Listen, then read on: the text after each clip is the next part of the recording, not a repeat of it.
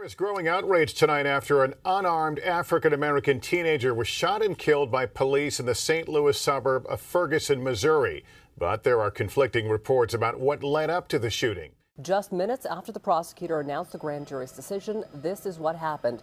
Thousands of people in Ferguson took to the streets and shook this cop car.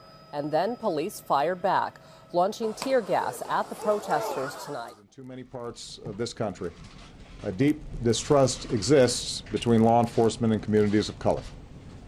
Some of this is the result of the legacy of racial discrimination in this country, and this is tragic. Area who have been shot and killed by police. It's really hard to say where this is going to go from here because it is really hard to predict. Like last week when we saw thousands hit the streets, people are clearly enraged by what happened with the grand jury decision over Eric Garner, and this is pretty much their vocal message right now. Hands up, don't shoot, and I cannot breathe, symbolizing the two cases, the Mike Brown case and the Eric Garner case. The larger movement sparked by the deaths of these men is only growing in momentum across U.S. cities. The cop who killed Eric Garner was not indicted by the police department. The motto of the Moravian Church is this: in essentials, unity; in non-essentials, liberty; and in all things, love.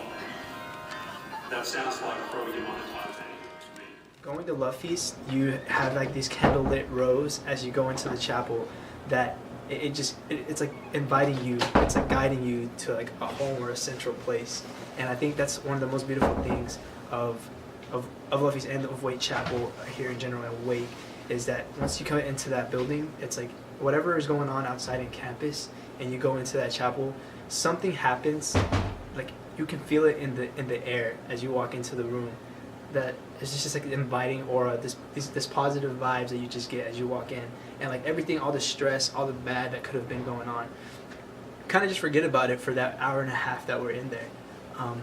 Instead, you get like feelings of like warmth, happiness, camaraderie, just a feeling of love. Lovefeast to me is a time where like anybody who's comes from all different walks of life on this campus come together and conjoin to celebrate.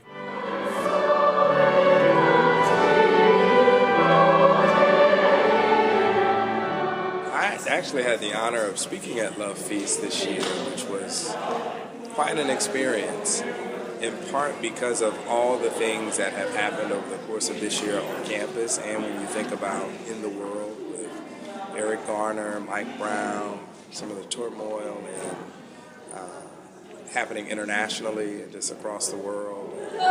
This really is a great opportunity to reflect on the year and come together with brothers and sisters and feel that sense of connection that will help us move forward.